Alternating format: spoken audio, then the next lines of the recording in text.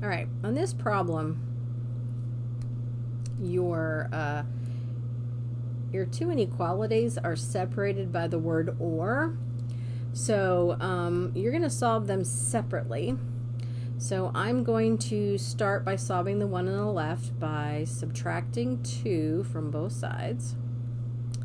That's going to give me negative 40 is less than or equal to negative 5z.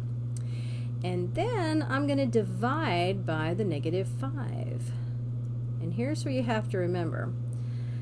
When you divide by a negative, your less than or equal to sign has to switch to greater than or equal to.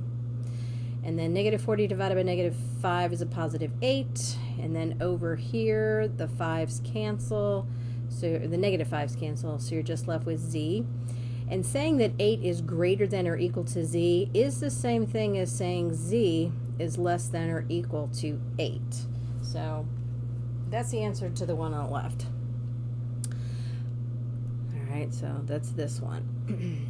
Now the one on the right, I will also start by subtracting 2 so that that cancels, and you'll be left with negative 5z is less than or equal to negative 10. And then I'm going to divide by a negative 5. So once again, you're dividing by a negative, so you have to reverse your sign. So less than becomes a greater than or equal to. And over here, the 5's cancel.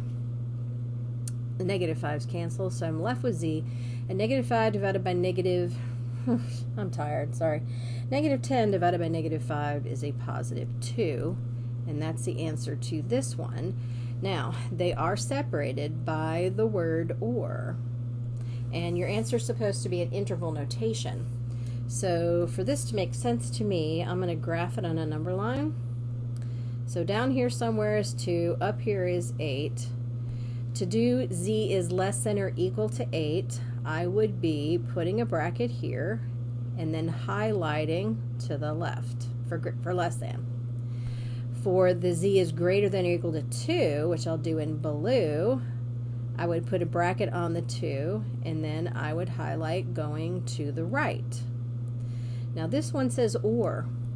So for or, it can be anything that's pink or anything that's blue, which means it's the entire number line, because they go at each other, cross over, and then keep going in opposite directions.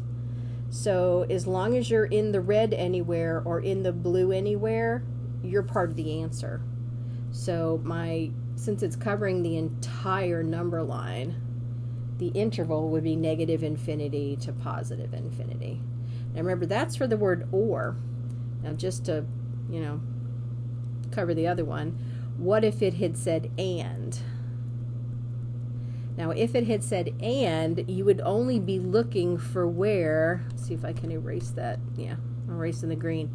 For and, I'm only looking for where it's blue and pink at the same time, and that would be right here in between. So that one, whoops, if I were doing an and, my interval would be from 2 to 8, and that's it. So that's the difference between or and that's number 25.